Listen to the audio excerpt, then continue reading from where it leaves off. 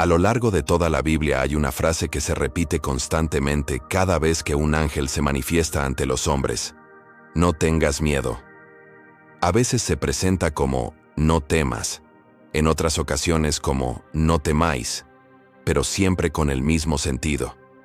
Esta advertencia aparece más de 300 veces en las Escrituras y encierra una verdad que muchos desconocen. Nos han transmitido una imagen distorsionada de los ángeles. No son niños alados flotando sobre nubes, ni mujeres de aspecto delicado vestidas con túnicas blancas. Esa representación es solo un invento posterior. La realidad bíblica es muy distinta. Los ángeles descritos en la palabra son seres imponentes, incomprensibles para la mente humana, y cuya sola presencia provoca temor. Así lo vemos en los relatos. Cuando el ángel se aparece a María, sus primeras palabras son: no temas. Lo mismo sucede con Abraham bajo las estrellas y con los pastores que escucharon el anuncio en Belén. La razón de este miedo es clara.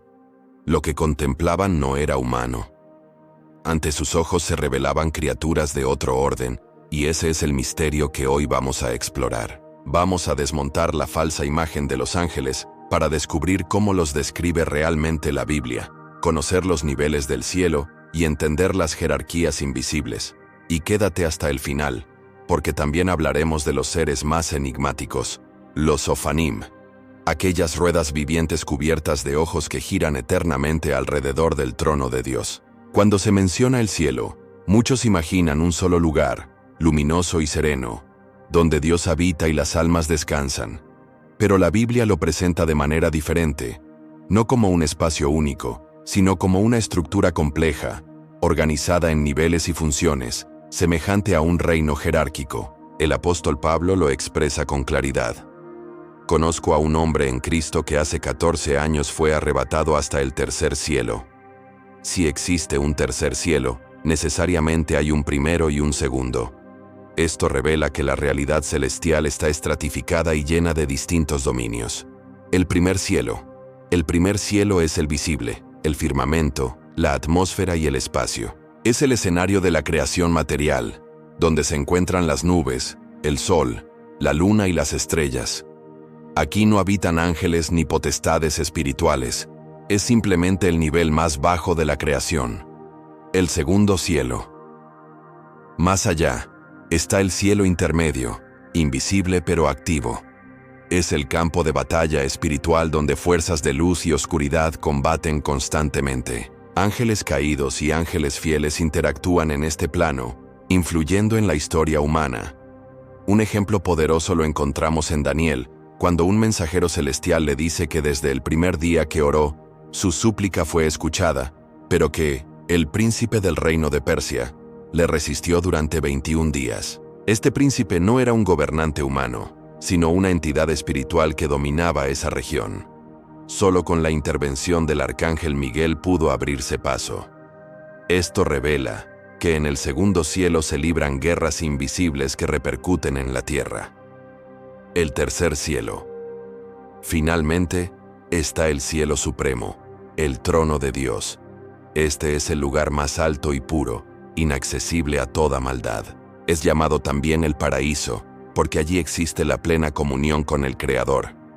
Isaías lo describió al ver al Señor sentado en un trono sublime, y Juan lo relató en el Apocalipsis, con seres vivientes proclamando sin cesar: Santo, Santo, Santo. Así como el cielo está dividido en 3 niveles, los ángeles también poseen su propia jerarquía.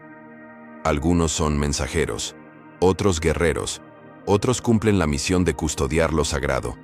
Cada uno ocupa un lugar específico en el orden celestial, y no todos habitan el mismo plano. Hay quienes actúan directamente en la tierra, otros combaten en los cielos intermedios, y otros jamás se apartan de la presencia de Dios. Sin embargo, existe un tipo de ángel que rompe con toda la imagen tradicional que tenemos de ellos. Es el ser más enigmático de toda la Biblia, incomprendido y casi indescriptible: los Sofanim. Para comprender quiénes son, primero es necesario entender cómo funciona la jerarquía del ejército celestial. Cuando escuchamos la palabra ángel, solemos pensar en un solo tipo de ser, pero en las Escrituras, ángel significa literalmente mensajero, y tanto la Biblia como los textos antiguos muestran que el reino espiritual está compuesto por diferentes órdenes, cada una con un rol y una posición, como si se tratara de un ejército perfectamente organizado. Imagina un reino invisible tan estructurado como los reinos humanos, pero infinitamente más vasto. Hay rangos, responsabilidades y funciones bien definidas. Así, cada tipo de ángel se mueve en un nivel distinto de los cielos. Ángeles y arcángeles. En los cielos inferiores, el primero y el segundo, encontramos a los ángeles y arcángeles. Los ángeles simples son mensajeros directos, los que más interactúan con la humanidad. Aparecen en sueños, guían, protegen y transmiten mensajes concretos de parte de Dios. Son los mismos que visitaron a Lot antes de la destrucción de Sodoma, o los que Jacob vio en la famosa visión de la escalera que conectaba el cielo y la tierra. Por encima de ellos están los arcángeles, cuyo nombre significa jefes de ángeles. Su función no es solo traer mensajes, sino dirigir ejércitos y librar batallas espirituales. En la Biblia, el único mencionado con este título es Miguel, el gran príncipe y defensor del pueblo de Dios, quien en Apocalipsis encabeza la lucha contra el dragón y sus ángeles caídos. Pero Miguel no es el único. La tradición judeocristiana, reflejada en libros como Enoc y Tobías, menciona a otros arcángeles. Gabriel, el mensajero de grandes revelaciones, quien en Daniel explica profecías, y más tarde anuncia a Zacarías el nacimiento de Juan el Bautista, y a María, la venida del Hijo de Dios. Rafael, sanador y protector, acompaña al joven Tobías, lo libra de peligros, expulsa a un espíritu maligno y devuelve la vista al padre de Tobías. Él mismo declara: «Yo soy Rafael, uno de los 7 que están delante de la gloria del Señor». Uriel, nombrado en el libro de Enoc, revelador de secretos divinos y profecías relacionadas con el fin de los tiempos.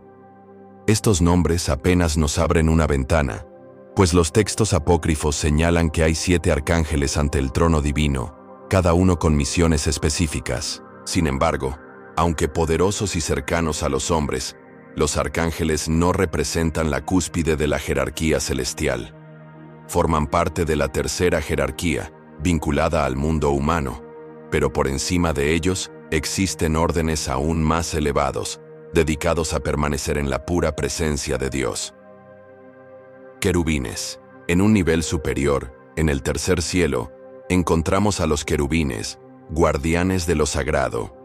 Su primera aparición en la Biblia es en el Edén, cuando Dios coloca querubines con una espada de fuego para custodiar el camino al árbol de la vida. También los vemos en el Arca de la Alianza, esculpidos con alas extendidas sobre el propiciatorio, protegiendo el lugar donde Dios hablaba con Moisés. El profeta Ezequiel describe su aspecto: 4 rostros, hombre, león, toro y águila, 4 alas, pies semejantes a los de becerro, y un resplandor brillante como bronce. Serafines. Más arriba aún están los serafines, los más cercanos al trono eterno. Su nombre significa ardientes o incendiados. Son seres de fuego y luz, tan próximos a la gloria de Dios que parecen brasas vivientes encendidas, dedicados únicamente a proclamar la santidad del Creador. El profeta Isaías tuvo una visión impactante del trono de Dios. Contempló al Señor sentado en un trono alto y majestuoso, y por encima de él se encontraban los serafines. Cada uno de ellos tenía 6 alas. Con 2 cubrían su rostro, con 2 cubrían sus pies, y con 2 volaban. Sus voces no eran suaves ni delicadas.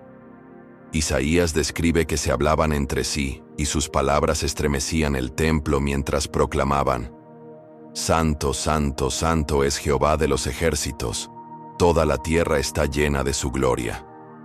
En ese instante, Isaías comprendió que estaba ante la santidad perfecta. Se sintió indigno, consciente de que sus labios habían pronunciado palabras impuras y que vivía en medio de un pueblo igualmente impuro. Lleno de temor, exclamó: «Estoy perdido. He visto al rey con labios manchados». Entonces ocurrió lo inesperado. Uno de los serafines ardientes se desprendió de su vuelo alrededor del trono. Tomó un carbón encendido, brillante y rojo como el fuego, y lo colocó sobre los labios de Isaías declarando: «Esto ha tocado tus labios, tu culpa ha sido quitada, y tu pecado perdonado». En ese momento, Isaías sintió que algo en su interior había cambiado. El fuego lo purificó, y desde entonces su boca dejó de pertenecerle. Se convirtió en instrumento de la voz de Dios. Así son los serafines, seres ardientes, cubiertos de alas, siempre en movimiento, proclamando sin cesar la gloria del Altísimo. No son mensajeros ni guerreros, su única función es la adoración perpetua, reflejando la pureza y el fuego de la presencia divina. Los Ofanim, las ruedas vivientes. Junto a ellos encontramos a unos seres casi olvidados y apenas mencionados, los Ofanim. Aunque su nombre parece un símbolo, la Biblia los presenta como criaturas reales en una de las visiones más extraordinarias, la revelación del profeta Ezequiel. Ezequiel estaba exiliado en Babilonia, lejos de su tierra y de Jerusalén, que había sido destruida. El templo estaba en ruinas y el pueblo vivía desolado. En medio de ese dolor, Dios le mostró algo que iba más allá de su presente, una visión del futuro. El profeta relata que, estando junto al río Quebar, los cielos se abrieron y contempló visiones divinas. De pronto, desde el norte, se levantó un viento huracanado acompañado de una nube enorme envuelta en fuego y relámpagos. De esa nube emergieron 4 seres vivientes, los querubines. Cada uno tenía 4 rostros, de hombre, león, toro y águila, y sus alas se extendían, tocando las de sus compañeros. Sus piernas eran rectas, sus pies semejaban los de becerro, y brillaban como bronce pulido. No caminaban como los hombres, se movían en línea recta, guiados por el Espíritu, sin desviarse jamás. El sonido de sus alas era sobrecogedor, semejante al estruendo de aguas caudalosas, al rugido de un ejército en marcha, o a la misma voz del Omnipotente. Todo vibraba a su alrededor. Entonces Ezequiel contempló algo que ningún profeta había descrito antes: ruedas vivientes. Dijo: «Vi una rueda sobre la tierra, junto a cada uno de los seres vivientes. Su aspecto era como de crisólito, y su forma era como rueda dentro de rueda». Estas ruedas eran colosales y misteriosas. No eran ruedas comunes, sino engranajes imposibles, ruedas dentro de ruedas, capaces de moverse en cualquier dirección sin girar. Brillaban como piedras preciosas y estaban cubiertas de ojos por todas partes. Ezequiel recalca que estas ruedas se movían en perfecta sincronía con los querubines. Cuando los seres vivientes avanzaban, las ruedas los acompañaban. Cuando se elevaban las ruedas, también lo hacían porque el espíritu de los seres vivientes estaba en las ruedas. El profeta quedó atónito. Era como si contemplara un solo organismo celestial, un sistema viviente en el que querubines y ruedas formaban parte inseparable del mismo ser. No actuaban por separado, sino como la base móvil del trono de Dios, un carro celestial en movimiento constante. El detalle más asombroso eran los ojos que cubrían las ruedas. Ningún ángulo quedaba oculto. Todo era visto. Ese rasgo representaba algo único de Dios: la omnisciencia. Él lo ve absolutamente todo. El movimiento perpetuo de las ruedas simboliza además su omnipresencia. El trono de Dios no está fijo, sino que se desplaza por toda la creación. ¿Por qué una rueda dentro de otra rueda? Ese diseño incomprensible refleja el misterio de la eternidad. Sin principio ni fin, sin ejes humanos, sin límites. Es un símbolo de lo infinito, de la naturaleza divina que trasciende todo esquema humano. Así, los Ofanim no transmiten mensajes ni ejecutan juicios. Su propósito es único: sostener y manifestar la gloria del trono eterno de Dios. Lo que para nosotros resulta incomprensible, para Dios es simplemente su naturaleza. Un sistema perfecto que no requiere instrucciones ni órdenes externas. Ezequiel lo repite con insistencia: se movían con el Espíritu. No había voz que los guiara, ni mapas ni caminos, porque era el mismo Espíritu de Dios quien los dirigía. Así descubrió que la gloria divina no está limitada a un lugar fijo. El trono celestial no es estático, se desplaza y puede manifestarse en cualquier parte. La visión de Ezequiel no es un hecho aislado. A lo largo de la Biblia, otros profetas también tuvieron destellos semejantes del cielo, y sus relatos encajan como piezas de un mismo diseño. El profeta Daniel, por ejemplo, vio algo impresionante mientras contemplaba el final de los tiempos. Estuve mirando hasta que fueron puestos tronos, y se sentó un anciano de días. Su vestidura era blanca como la nieve, y su cabello como lana pura. Su trono era llama de fuego y sus ruedas fuego ardiente. Una vez más aparecen las ruedas asociadas al trono, encendidas, como símbolos de poder, movimiento y la presencia activa de Dios. Siglos antes, Zacarías también fue testigo de una visión enigmática: 4 carros saliendo de entre 2 montes de bronce. Cada carro con caballos de distinto color, rojos, negros, blancos y manchados. Aquellos carros eran enviados a recorrer la tierra como ejecutores de juicios divinos, una imagen apocalíptica que transmite movimiento, autoridad y un cielo que interviene en la historia humana. En el Apocalipsis, Juan es arrebatado en espíritu y contempla el trono eterno rodeado por 24 tronos donde se sientan ancianos. Junto a ellos, 4 seres vivientes cubiertos de ojos por delante y por detrás. Una vez más la misma estructura: el trono principal, tronos menores y seres llenos de ojos que conforman una corte celestial organizada. Cuando juntamos estos relatos, la imagen se aclara. No son visiones aisladas, sino fragmentos de un mismo diseño. Un cielo estructurado, un reino real, un trono en movimiento y una corte que funciona como un organismo vivo.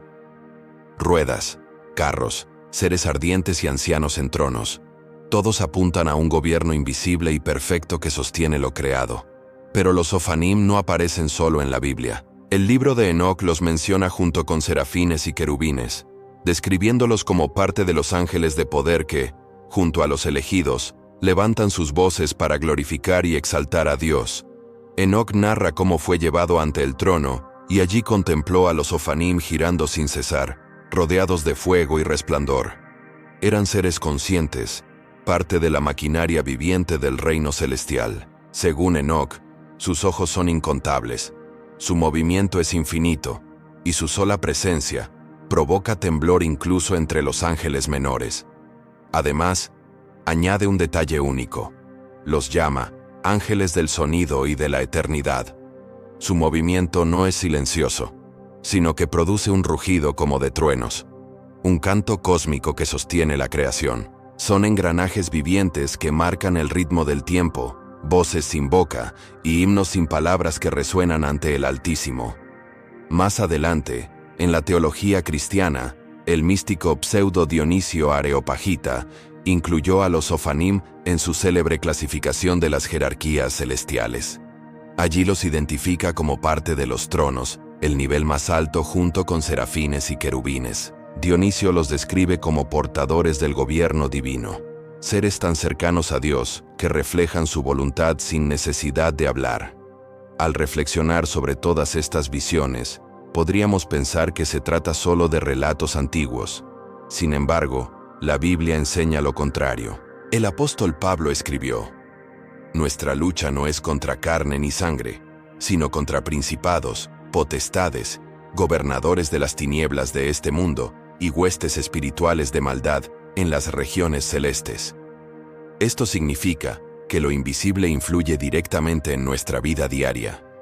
Los ángeles, incluidos los enigmáticos Ofanim, no son símbolos vacíos. La Escritura dice: ¿no son todos espíritus ministradores enviados para servicio a favor de los que serán herederos de la salvación? Hay realidades espirituales alrededor nuestro, movimientos invisibles que sostienen, protegen y ejecutan la voluntad divina mientras seguimos nuestra rutina sin notarlo. El trono de Dios no está inmóvil en un rincón del universo, se desplaza, se manifiesta, porque su gloria no está confinada a un templo ni a un momento del pasado. Y después de asomarnos al misterio de los Ofanim, las palabras iniciales cobran un nuevo sentido. No tengas miedo. No temas lo que no entiendes. No temas lo invisible ni los misterios del cielo. Abre tus ojos espirituales y deja que esta visión encienda tu fe. Ríndete ante lo que supera tu razón. Y ahora te pregunto, ¿Sientes que los ángeles actúan a tu alrededor aunque no los veas? Vivimos tiempos donde lo espiritual y lo terrenal se cruzan más de lo que imaginamos. Lo que parecía antiguo está más vivo que nunca. ¿Reconoces señales de lo que acabamos de explorar en tu propia vida? Déjalo en los comentarios. Y si deseas que sigamos revelando más misterios ocultos de la Biblia, apóyanos con un me gusta y comparte este mensaje para que sepamos que quieres conocer más secretos del reino.